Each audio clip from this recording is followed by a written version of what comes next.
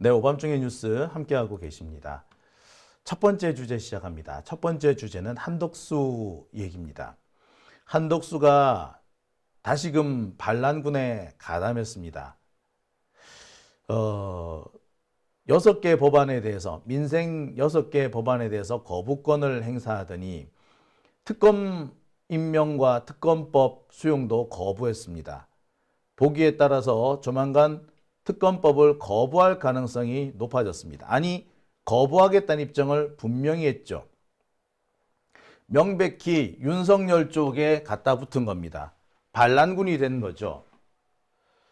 윤석열이 막 탄핵당하고 하던 그 시점에 한덕수는 계엄이 잘못되었다. 계엄령 맞지 못해서 죄송하다. 엄청 납작 엎드렸죠. 그래서 감옥에 안 가려고 온갖 노력을 다하는 것처럼 보였습니다.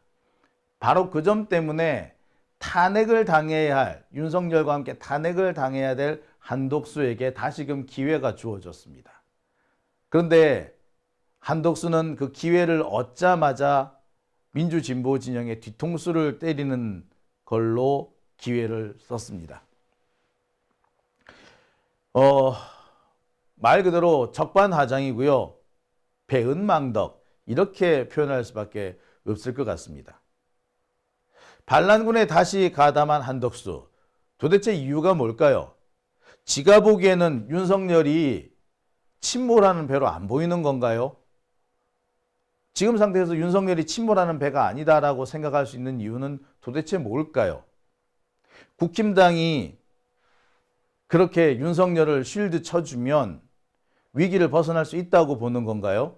아니, 민주당이 지금 190석에 가까운 그런 의석을 갖고 있는데 그게 가능하다고 생각하는 모양이죠. 이들은 지금 대구 경북 지역에 일고 있는 윤석열을 쉴드 바람, 극우 바람, 뭐 이런 것에 상당히 기대를 걸고 있는 것 같습니다. 탄핵에 반대하는 일부 극소수, 말 그대로 걔들도 역적들이죠. 역적의 잔당들, 이들이 분위기를 역전시킬 수 있을 거라고 믿는 것 같습니다. 어떻게 해서 그런 믿음이 가능할까요? 이와 관련해서 여러 가지 썰들이 나오고 있는데 오늘 그 썰들 중에서 정말 유력한, 어떻게 보자면 가장 정확한 분석이 나왔습니다. 그 분석은 바로 무속입니다. 한덕수 역시 윤석열과 김건희처럼 무속의 영향 때문에 반란군에 다시 가담한 것이다 라는 거죠. 그리고 보니 윤석열과 한덕수는 은근히 공통점이 많다는 얘기도 들립니다. 이 공통점 중에는 부인과 미술 그리고 무속, 이렇게 있다고 하네요.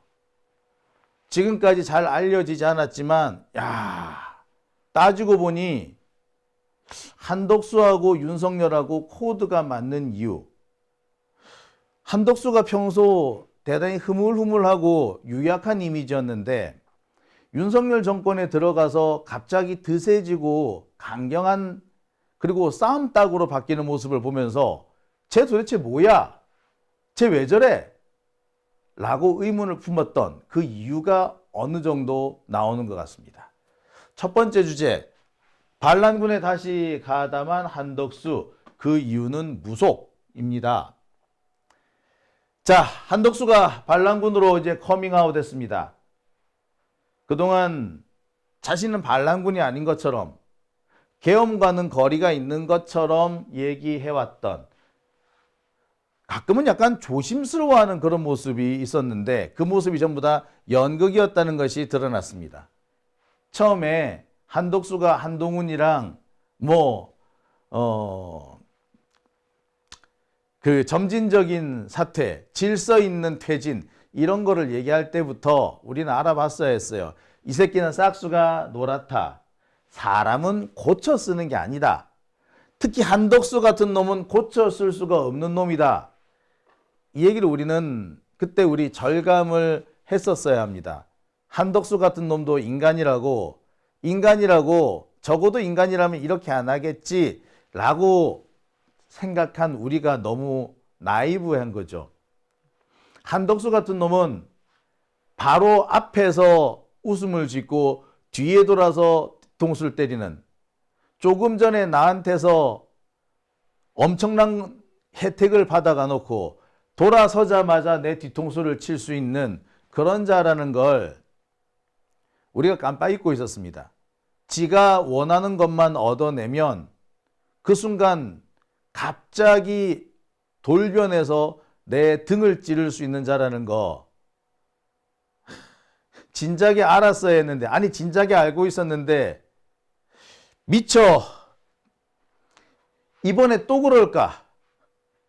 이번엔 안 그러겠지. 지금 상황에서 안 그러겠지 라고 생각했던 게 너무 나이브했던 것 같아요. 한덕수는 결국에 윤석열 반란군으로 가버렸습니다. 윤석열이 탄핵 소추당한 지 이제 열흘이 됐는데요.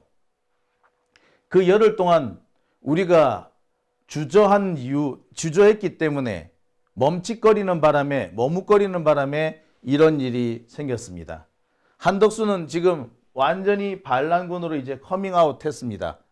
원래도 반란군이었지만 이제 확실히 반란군이 됐습니다. 한덕수는 민생6법, 그러니까 양곡법을 비롯한 농업 관련법 4개 법안과 기타 국회법 같은 것들 6개 법안을 거부했습니다. 그러더니 이번에는 특검법까지 거부하겠다고 큰 소리를 치기 시작했습니다. 여기서 말하는 특검법이란 내란 특검과 김건희 특검을 말합니다. 당황스러운 거는요, 이 두 가지 특검, 내란 특검과 김건희 특검 모두 상설 특검과 일반 특검법이 모두 지금 국회를 통과한 상태인데, 한덕수는 이 두 가지를 모두 거부하고 있습니다. 우리가 두 가지라고 알고 있지만 실은 4가지인 거죠. 내란 특검, 자 이것도 상설 특검 하나, 개별 일반 특검 하나, 김건희 특검도 상설 특검 하나, 일반 특검 하나, 이렇게 총 4가지입니다.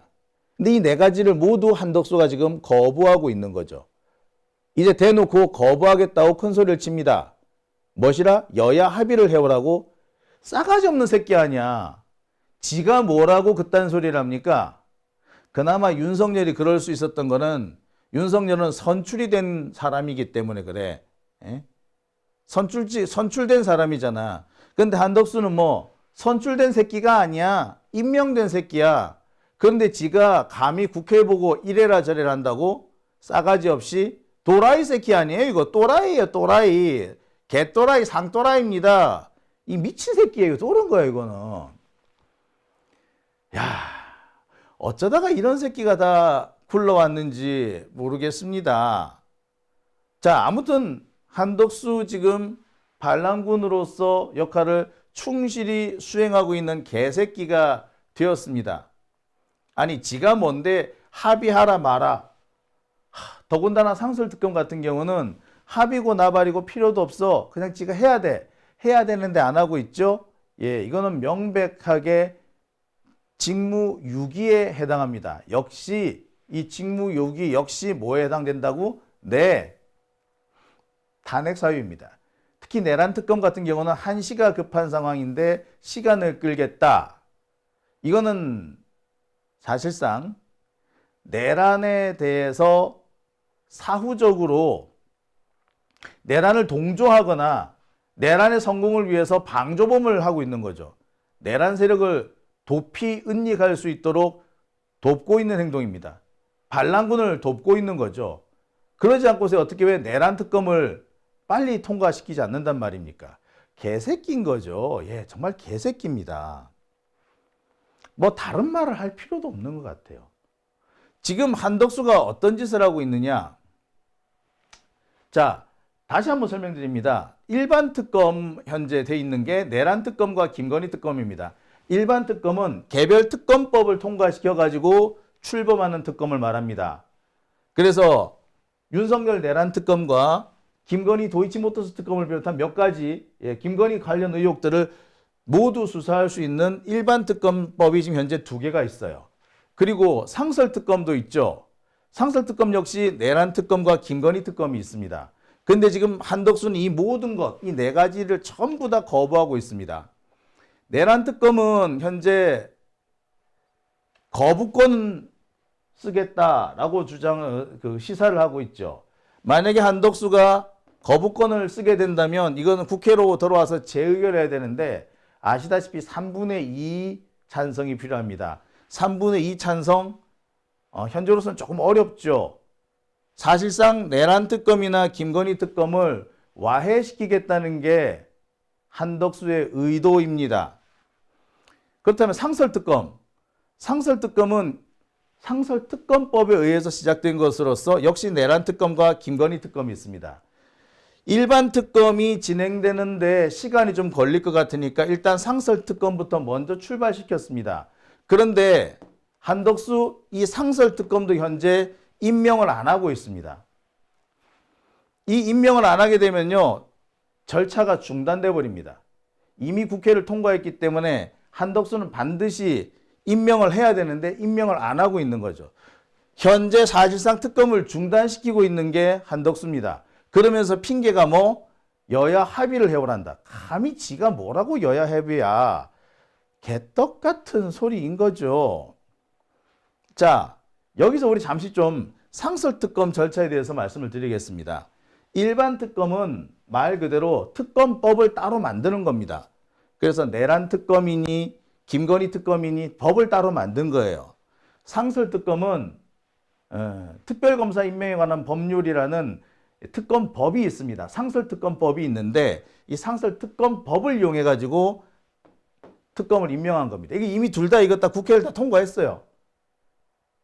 그런데 한덕수가 이 절차를 지금 진행을 시키지 않습니다. 이 상설특검이라는 건요, 어떻게 진행되느냐. 국회에서 상설특검을 도입하겠다라고 의결하게 되면 이 의결서가 정부에 이송이 되고요. 정부가 임명 요청을 하게 됩니다. 임명 요청을 하게 되면은 상설특검 특별검사 추천위원회가 만들어지게 되고요. 여기서 후보를 추천하게 되면 최종적으로 임명하는 절차, 요런 절차를 거치게 됩니다. 이 가운데 자, 임명 요청, 그 다음에 임명, 요 2단계를 대통령이 하게 되는데 한덕수가 지금 여기에서 브레이크를 걸고 있는 거죠. 이것만 아니면 쭉쭉쭉쭉 연결될 수 있는데 한덕수가 이 2가지 절차에서 그냥 지는 도장만 찍으면 되는데 도장조차 안 찍는 겁니다. 이게 참 우리 법에서 문제가 될 만한 내용인데요. 그냥 국회가 임명을 하면 임명을 하는 거고 후보를 지명하면 지명을 하는 거지 왜 대통령한테 갔다가 오게끔 만들었을까? 사실상 상설특검을 무용화시킨 거나 다름없죠. 이거는요, 당시 상설특검법을 만들 때 검찰의 입김 때문에 들어간 겁니다. 딴 건 몰라도 적어도 임명 요청 2단계까지는 갈 필요가 없었어요. 그럼에도 불구하고 2단계를 일부러 지어넣었다는 거는 이게 당시 검사들의 입김 때문이었습니다. 이런 것 때문에 우리나라 대통령제가 제왕적 대통령이 되는 거예요. 대통령이 마음을 먹으면 무엇이든 할 수 있게끔 만들어 놓은 것이 지금 현재 우리나라 대통령 제도인 겁니다. 대통령이 잘못하는 게 나올까 봐 대통령 주변의 불법 행위나 범죄 행위를 바로잡기 위해서 상설특검을 만들어 놨는데 상설특검에 대통령이 직접 끼어들어서 절차를 방해할 수 있는 요소를 만들었다? 이 자체가 문제인 거죠. 이 비슷한 사례가 방송통신위원회법, 방통위원법에서도 똑같이 벌어지지 않았습니까? 국회가 임명한 사람인데, 국회가 선출한 사람인데 대통령이 임명을 안 해서 방통위원이 못 되는 그런 사례, 이 최민희 의원 같은 사례가 이런 케이스와 비슷한 겁니다. 자, 지금 현재 한덕수는 바로 2단계에서 상설특검 진행을 중단시켰습니다. 그러니까 상설특검, 그중에서도 내란특검의 진행 자체를 맡고 있는 거죠. 내란특검이 되면은 검찰이 당장 손을 쓸 수가 없죠. 검찰, 공수처, 경찰 모두 수사를 내려놓고 상설특검한테 모든 자료를 넘겨야 됩니다. 사실상 검찰이 장난질을 칠 수 있는 여지를 늘려주는 겁니다. 상설특검이 늦게 출발하잖아요. 윤석열 체포가 늦어질 수밖에 없습니다. 지금 왜 경찰이 그리고 검찰이 공수처가 제때 윤석열을 체포하지 않느냐? 이유는 간단합니다. 상설특검이 아니기 때문에 그런 거예요. 특검이 아니기 때문에 얘네들이 계속 눈치를 보는 거야. 근데 특검이 딱 되면은 곧바로 치고 들어가 버릴 거거든. 그러니까 시간을 끌겠다는 겁니다. 한덕수가 지금 최대한 시간을 끌려고 하는 거예요. 내란 수사나 김건희 수사를 방해해서 시간을 최대한 끌어보겠다는 겁니다. 어떻게든 간에 윤석열을 살려주고 싶고 당장은 살릴 수 있는 방안이 부족하니까 일단 시간을 끌어서 여지가 생길 수 있는 기회를 노리겠다. 그리고 모든 것이 그렇잖아요. 이 문제가 좀 길어지고 빨리 해결이 안 되기 시작하면은 아무래도 여기저기에서 누수가 나게 되는데 그 누수가 나는 것을 기다리겠다. 바로 그 틈을 노려서 자기들은 치고 나오겠다. 뭐 이런 의도로 읽힙니다. 한마디로 얍삽한 새끼들인 거죠. 이런 식으로 해가지고 국민들을 우롱하겠다. 혹은 국민들을 개돼지 취급하겠다. 뭐 그런 의사로 보입니다. 도대체 그러면 한덕수는 왜 이러는 걸까요? 왜 윤석열을 살리기 위해서 이 난리를 치는 걸까요? 기껏 해봤자 시간을 끄는 것밖에 안 될 텐데 왜 시간을 끌려고 할까요? 시간을 끌면 윤석열한테 유리한 뭐가가 나오나? 글쎄 나올 수도 있겠지만 지금 당장 길이 없으니까 시간을 어떻게 끌어보면 어딘가에서 구멍이 나올 수도 있겠지만 불확실하잖아요. 시간을 끈다고 해서 뭐 해결책이 나오는 건 분명 아닙니다. 자, 그런데 왜 한덕수는 시간을 끌려고 할까요? 이와 관련해서 오늘 아주 충격적인 제보가 하나 등장했습니다. 박지원 의원이 법사위원회에서 직접 폭로를 하죠. 뭐라고요? 예, 한덕수도 무속이더라. 김건희뿐만 아니라 한덕수 부인 최아영 씨 역시도 무속에 심취해 있다더라 라는 폭로입니다. 우와, 참. 자, 일단 한번 내용을 좀 보실까요? 오늘 박지원 의원이 법사위에서 뭐라고 얘기했는지 박지원 의원의 발언 내용 한번 보시겠습니다. 법원 행정처장님을 비롯해서 모든 여러분께 말씀드립니다. 이 나라가 무속공화국이 돼서는 안 됩니다. 어떻게 이 무속 속에서 대통령과 영부인이 살아가는데 이거 보십시오. 건진법사, 천공스승, 풍수교수, 보살장군 이런 분들이 얘기를 합니다. 내년부터 윤석열의 운이 좋아진다. 석 달만 지나면 끝난다. 이것을 믿는 윤석열, 김건희 이분들이 있는 것은 굉장히 국가적으로도 위험하다고 생각합니다. 제 지인이요. 우리 국민의힘 의원들이 안 계셔서 좀 어울리지는 않습니다만은 얼마 전에 권성동 국민의힘 원내대표 윤한홍 찐윤 중에 찐눈 의원하고 풍수지리학 교수가 기업인 한 사람과 골프를 칩니다. 그 풍수 교수가 말씀합니다. 내년부터 윤석열의 운이 좋다. 천공스승은 100일만 기다려라. 이런 얘기를 하고 있습니다. 이러한 것이 과연 이 나라를 움직이는 대통령 영부인이 할 일이냐 하는 겁니다. 그런데 권한대행인 한덕수 총리는 이게 뭡니까? 헌법재판관 제가 3번 해보니까 하자가 없어요. 물론 보수도 있고 진보도 있습니다. 인사청문회를 통과해서 국회에서 인준해서 보내면은 여야가 합의해서 오면은 임명하겠다? 언제부터 여야 합의입니까? 오늘 이 자리에도 합법적으로 우리 법사위원회가 열리고 있으니까 감사원장 대 법원행정처장님 자리에 있는 겁니다. 이런 회계망측한 주장을 하는 사람이 있는데 잘 아시다시피 제가 수차 얘기했지만은 제가 김대중 대통령 비서실장을 하면서 저하고의 관계가 있는 한덕수 OECD 대사를 청와대로 불러드렸습니다. 저하고 막역한 친구이지만은 저는 인간적 갈등을 하고 있습니다. 잠을 못 잤습니다. 국가를 위해서 내가 이 말을 해야 되는가? 우정을 지켜서 막아야 되는가? 그러나 저는 국가를 위해서 이 말씀을 드립니다. 영부인 대행도 무속의 지대한 전문가입니다. 미술계의 큰손으로 김건희, 최은순 여사와 그 무속색에서 살고 있기 때문에 제가 볼 때는 윤석열, 김건희,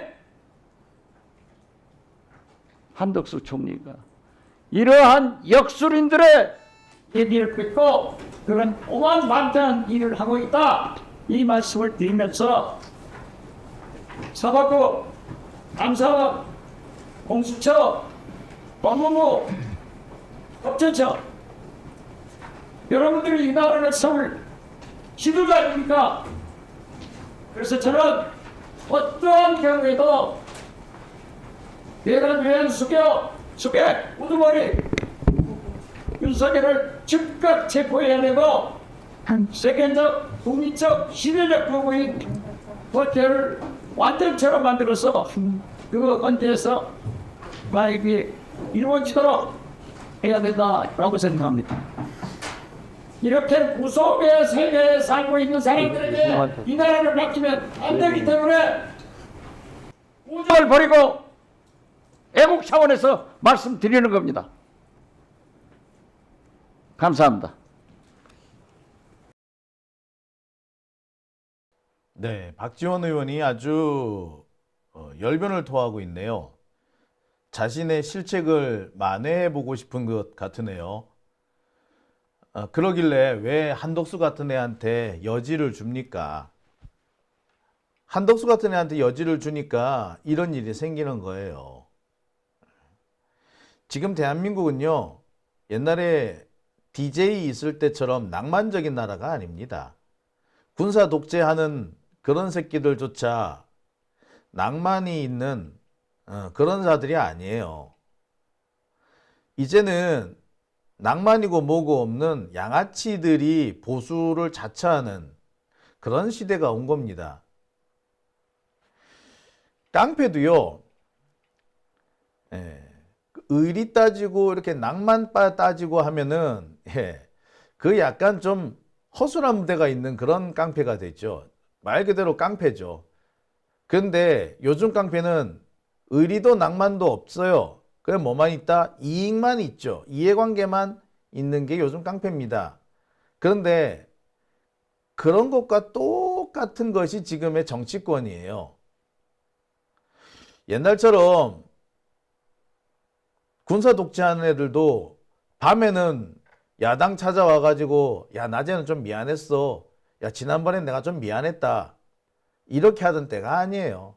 혹시 들으셨습니까? 박지원 이런 사람들이 김대중 대통령 이렇게 추대하고 하는 그 무렵에 그 당시에는요, 노태우가 자기 정치자금 비자금을 야당들한테 뿌리고 그랬대요. 여당한테 한 100만 원 주면 야당한테도 한 10만 원씩 주고 뭐 그랬던 모양입니다. 예. 왜 그랬냐고요? 딴 데 가서 엉뚱한데 그 비리 저지르지 말고 이것만 이거 정도 이거 가지고 그냥 쓰라고 그랬던 겁니다. 예. 자, 되게 황당한 얘기죠. 정치 자금의 일부를 야당한테도 논아줬대. 이게 군사 독재 시절, 예, 박정희 전두환 노태우까지 이어지던 그런 관습이었대요. 웃기죠? 황당하잖아요. 예, 그러던 시대에서 정치를 시작한 박지원이 여전히 지금도 그와 같은 줄 아는 거야. 한덕수가 옛날에 그런 애들하고 비슷하다고 생각을 하는 거지. 어림없는 소리. 예, 한덕수 같은 경우는 그냥 양아치야. 이익을 위해서 꿈도 희망도 친구도 우정도 사랑도 다 팔아먹을 수 있는 양아치라고. 왜 그런 애한테 여지를 줘가지고 우리 이렇게 힘들게 하냐고.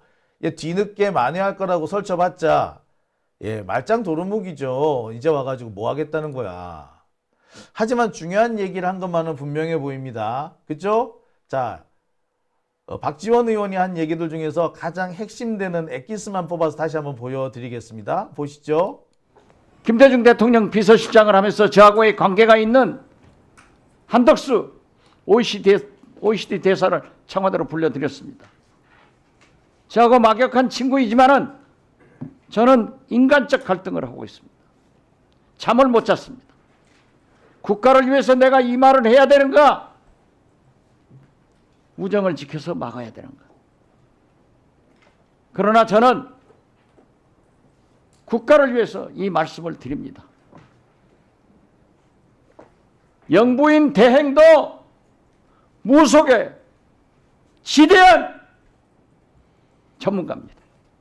미술계의 큰손으로 김건희, 최은순 여사와 그 무속 속에서 살고 있기 때문에 제가 볼 때는 윤석열, 김건희, 한덕수 총리가 이러한 역술인들의 얘기를 듣고 그런 오만방자한 일을 하고 있다. 이 말씀을 드리면서 김대중 대통령 비서실 네. 박지원 의원 되게 열받은 건 분명해 보이는데 만사지탄이죠. 자, 어쨌거나 박지원은 오늘 이렇게 얘기를 합니다. 한덕수 부인도 무속 전문가. 그러니까 한덕수 부인은 무속에 상당히 조예가 깊은 사람일 뿐만 아니라, 조예가 깊다? 하여튼 무속에 상당히 전문가일 뿐만 아니라 미술 분야에서도 큰 손이었다. 그러니까 김건희하고는 꽤 겹치는 부분이 많은 거네요. 무속이라는 점에서도 겹치고, 그 다음에 뭐 미술이라는 데서도 겹칩니다. 여기 재밌는 거 한 가지를 더 덧붙이자면 자녀가 없는 부분까지도 겹친답니다. 한덕수 같은 경우에도 자녀가 없대요. 야, 놀랍네. 그러니까 이 두 사람 사이에는 상당한 교감이나 공통점들이 있었겠네요. 그러니까 약간 뜬금없이 한덕수가 윤석열 정권의 국무총리가 될 수 있었던 걸로 보입니다. 야, 기가 차네요. 두 번씩이나 국무총리를 해먹길래 관운이 대단한 줄 알았더니 여기도 부인 덕이었네. 윤석열도 부인 덕에 대통령이 됐다고 그러더니 한덕수도 부인 덕에 대통령 권한대행까지 헤쳐먹는 그런 상황인 거죠. 야, 두 사람 사이에, 아니 두 집안 사이에 꽤 많은 공통점이 있네요. 교감이 잘 됐겠어요? 그렇다고 본다면 내란도 같이 교감을 했겠네요. 지금도 교감을 하고 있겠네요. 그렇습니다. 지금 드러나는 것 중에는 윤석열하고 그 한덕수하고 지금 꽤 많이 교감이 이루어지고 있다라는 얘기들이 있죠. 실제로 밤이면 밤마다 윤석열이 한덕수한테 전화해가지고 쌍욕을 하면서 이러쿵저러쿵 하소연을 한다는 얘기가 괜히 나왔겠습니까? 그렇죠. 솔직히 직무정지된 대통령이 권한대행한테 전화해서 어쩌고 저쩌고 말을 늘어놓는다는 것 자체가 매우 부적절한 거예요. 근데 그럴 수 있다는 것은 둘 사이에 상당한 교감, 상당한 공통점 뭐 이런 게 있다. 교집합이 있기 때문에 가능한 거다. 이렇게 볼 수 있는 거죠. 그리고 그 대표적인 부분이 바로 무속이더라. 돌이켜보면요, 이 한덕수의 무속 얘기는 꽤 오래 전부터 나왔습니다. 이것은 2022년 윤석열 정권이 막 들어설 무렵, 한덕수가 국무총리로 처음 지명됐을 무렵에 나온 얘기인데요. 그때부터 한덕수 부인의 무속 논란이라는 것이 있었습니다. 당시 서울신문 보도 내용인데요. 명리학에 관심이 있는 것일 뿐 무속인은 아니다, 뭐 이렇게 주장을 하는 것 같아요. 하지만 그와 관련해서 다른 언론 보도가 있습니다. 한덕수 부인은 꿈 해몽에 상당히 좀 일가견이 있는 모양이에요. 꿈 해몽을 잘했대요. 특히 한덕수가 출세하는 꿈을 지 마누라가 꿔줬대. 그와 관련해 가지고 이런 기사도 하나 나온 게 있습니다. 조용헌의 팔자기행이라는 기사인데요. 제가 알기로는 이게 뭐 신문사, 꽤 유명한 신문사에 연재가 되었습니다. 2012년 8월 13일 기사인데 여기 보면은 뭐라고? 한덕수 총리 관운 맞춘 부인의 꿈이라고 돼 있어요. 이 조용헌이라는 사람은 사주 명리학자 뭐 이런 사람인데 이 사람이 꿈과 관련해 가지고는 꿈 해몽과 관련해서는 이 한덕수 부인한테 한 수 배웠다라고 말할 정도였다고 합니다. 야, 꽤 유명한 사람이었네. 자, 기사 내용을 잠시 보겠습니다. 주미대사를 하다가 최근에 무역협회장을 맡게 된 한덕수 씨 부부와 식사를 한 적이 있다. 지난 정권에서 총리를 지냈으면서도 이번 정권에서 주미대사와 무역협회장을 지냈으니 관운이 좋다. 이 관운은 어디에서 온 것일까? 자, 바로 그 관운은 한덕수 씨의 부인이었다. 서울대 미대를 나온 화가이기도 하지만 이분은 눈에 보이지 않는 정신세계에 관심을 갖고 있었다. 꿈에 대해서 일가견이 있어 필자도 한수 지도를 받았다.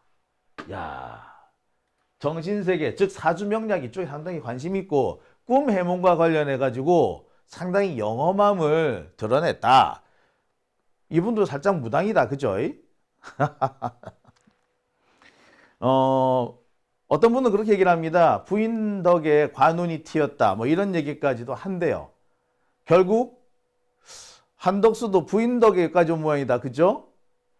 정리를 한번 해보겠습니다. 그러니까 윤석열과 한덕수는 꽤 공통점이 많은 겁니다. 윤석열은 김건희, 그리고 코바나 컨텐츠, 무속 쇼핑 요렇게 볼 수 있다면 한덕수는 부인이 최아영 씨예요. 미술계의 큰손이에요. 코바나 컨텐츠 역시 이것도 미술 쪽의 회사죠. 이건 미술계의 큰손이고, 그리고 김건희는 무속 쇼핑을 하죠. 여기저기 돌아다니면서 이 사람한테 가가지고도 물어보고 저 사람한테 가서 물어보기도 하고, 천공 갔다가 건진 갔다가 뭐 무정 갔다가 명태균 갔다가 이번엔 노상원인가까지 갔다가 왔다 갔다 하는 무속 쇼핑하는 그런 스타일이고, 한덕수 부인은 꿈 해몽과 명리학에서 꽤 이름 날린 사람이었다는 겁니다. 조금 다르긴 합니다만 이 두 인물은 상당히 공통점이 많네요. 교감 잘 됐겠어요. 한덕수 쪽이 조금 나이가 많을 뿐 나머지는 너무 많이 비슷하네요.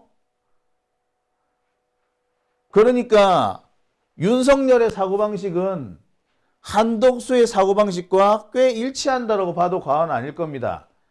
한덕수는 술 안 처먹는 윤석열, 욕 안 하는 윤석열이라고 봐도 과언이 아닐 것 같습니다. 게다가 여기서 우리가 좀 눈여겨봐야 될 부분은 미술이라는 부분입니다. 코바나 콘텐츠가 미술계에서 빨리 자리를 잡았던 배경에는 미술계의 큰손들과 교류했기 때문이다 라는 얘기가 있어요. 그중 하나가 예화랑, 이번에 윤석열이가 왜 비밀 선거사무소 차렸다는데 거기 예화랑 그쪽하고 연관성을 얘기도 하기도 하는데, 알고 봤더니 한덕수 부인하고도 연관성이 있었던 걸로 보입니다. 봐, 이렇게 공통점과 교감이 잘 될 수 있는, 한마디로 주파수가 같잖아. 코드가 같네. 와, 씨바.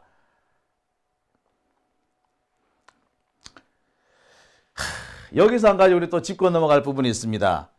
이낙연이에요. 이낙연도 부인이 미술이죠. 그 다음에 부산시장인 박형준 역시 부인이 미술상입니다. 어째 이들이 잘 뭉쳐 다닌다 했어. 이상하게 이낙연이 민주당 쪽보다는 윤석열 쪽하고 많이 친해 보인다 라고 했더니 이게 다 이유가 있었던 겁니다. 자, 진짜 생각하니 어처구니가 없네, 그죠? 자, 그런데 이들은 과연 이런 공통점 때문에 이렇게 뭉치고 있는 거냐? 예, 여기 한 가지 더 있습니다. 이들은 지금 돌아다니면서 무속인들한테 윤석열의 내년 운이 어떻게 되는지를 좀 알아봤답니다. 내년이 되면은 운이 트이는데 3월까지만 버티면 된다라고 했답니다. 3월까지 버티면 되는데 일단 동지만 지나면 큰 고비는 넘고 음력설이 지나면 분위기가 반전될 것이다. 그리고 3월이 되면 주도권을 회복한다. 뭐 이런 얘기를 했다는 거예요. 그러니까 지금 한덕수 입장에서는 야, 동지 이제 지났고 상황이 호전될 거야. 이제 음력설까지만 지나면 되는데 어떻게든 간에 내가 최대한 특검법을 물고 늘어지면은 되는 거네. 그럼 윤석열이 복귀할 거고 그러면은 내가 앞으로도 계속 내가 승승장구할 거야. 이런 생각을 하게 된다는 겁니다. 무속으로 똘똘 뭉친 거죠. 내년 3월까지만 버티면 된대. 중요한 고비는 다 넘겼대. 동지만 지나면 되는데 이미 동지 지났는데 이미 자기들 페이스로 넘어오기 시작했다고 생각하는 겁니다. 그래서 동지를 기점으로 해가지고 한덕수의 태도가 돌변했던 거 기억하시죠? 갑자기 동짓날, 딱 동짓날, 거부권 행사하고 그랬잖아. 그거 보면 뭡니까? 무속인 거야, 무속. 누가 어떻게 헛소리를 했는지 모르겠는데, 야, 이 무속상으로 보니까 동지만 넘기면 돼. 그리고 음력설까지만 버티면 돼. 그럼 우리가 이겨! 라고 했다는 거예요. 바로 그래서 동지를 딱 기점으로 해가지고 한덕수 태도가 돌변한 겁니다. 맞죠? 딱 맞아 떨어지죠? 진짜 결국 윤석열과 한덕수 사이는 무속 동맹이었던 겁니다. 달리 말하면 한덕수도 윤석열과 같이 반란군이었던 겁니다. 처음부터 반란군. 우리는 한덕수가 반성을 하나 했더니 얘는 반성 같은 건 애시당초 없었던 거예요. 지금도 그래도 과거에도 얘는 자기 자신이 잘 먹고 잘 살고 승승장구하고 권력을 누리기 위해서 항상 눈치 보고 점 보고 무속을 살피고 라고 하면서 우리 시민들의 등골과 간을 빼먹으려고 했던 겁니다. 단 한 번도 이 사람은 나라를 걱정한 적도 없고 공익을 생각한 적도 없습니다. 헌법 웃기지 마. 한덕수 같은 새끼한테는 헌법이고 법률이고 뭐고 간에 입에 발린 거짓말이고 자신의 이익을 숨기고 치장하기 위한 장식품일 뿐 그 무엇도 아닌 겁니다. 이런 걸 보고 우리는 입에 발린 말이라고 하죠. 입에 발린 말을 천연덕스럽게 할 수 있는 자가 한덕수였던 겁니다. 그런 자한테 속아가지고 그런 자한테 기회를 주자고 한 박지원, 네가 역적이야. 네가 책임져 이 새끼야. 나이가 진짜 이래서 문제라는 건 박지원 같은 사람이 이제 물러나야 된다는 겁니다.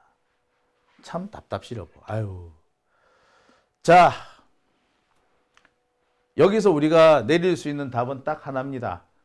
탄핵이 답이답니다. 탄핵만이 답이다. 탄핵을 해야만이 이 무속 동맹을 끊을 수 있고 한덕수 같이 입에 발린 말로 국민들을 우롱하고 속여먹는 사기꾼 새끼들, 고등 사기꾼들을 우리가 척결할 수 있다. 이렇게 말씀을 드릴 수 있을 것 같습니다. 오밤중의 뉴스 함께하고 계신 지금 시각 12시 28분 지나고 있습니다. 아이고, 잘못 나갔네요. 네. 12시 28분 지나고 있습니다.